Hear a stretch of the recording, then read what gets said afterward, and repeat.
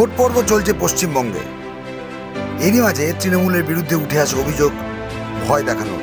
নলহাটির সুবোধ কুমার সাউ তিনি অভিযোগ করেন যে তার বাড়িতে বিজেপিকে দেয়াল লিখন করতে দেওয়ার জন্যে তৃণমূলের কিছু দুষ্কৃতী তাকে ভয় দেখান।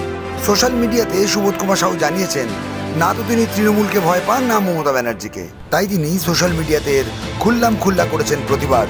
আমার নাম সুবোধ কুমার সাহু, আমার বুথ নম্বর হচ্ছে 182। আমার অপরাধ হচ্ছে এটা কি আমি ভারতীয় জনতা পার্টিকে এই পাঁচিলটা রং করতে দিয়েছি। এরা আমাকে ধমকি দিচ্ছে টিএমসি লোকগুলা কি পাঁচিল থেকে এখানে টিএমসি রং করতে দাও, টিএমসি রং করতে দাও। শুনে এলাম মমতা ব্যানার্জি ভালো করে কান খুলে আপনাকে ওয়ার্নিং দিচ্ছে ভালো করে। আমার লাশ পড়বে এখানে পশ্চিমবাংলাতে আমি রাজি আছি, কিন্তু এখানে বিজেপি এখানে থাকবে এখানে আমার লোক বাড়িতে, ঠিক আছে? আপনার বাড়ির লোক ধমকি দিচ্ছে আমাকে যে তোমার রেশন বন্ধ করে দিব, তোমার জলে পাইপলাইন বন্ধ করে দিব, তোমার লাইন কেটে দিব, আমি চাল পাবো না, আমি স্বাস্থ্য সাথী কার্ড পাবো না, আরে কিছু পাবো না। কি ধমকি দিচ্ছ আমাকে? হরিদাস পাল এখান থেকে পশ্চিমবাংলা মাননীয় মুখ্যমন্ত্রী যে গুন্ডা পুষে রেখেছো এখানে কেষ্টমণ্ডলকে, আমি এলান করছি আমি भारतीय जनता पार्टी के वोट দিব।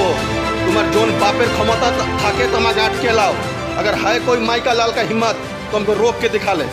Bureau report, Kolkata media.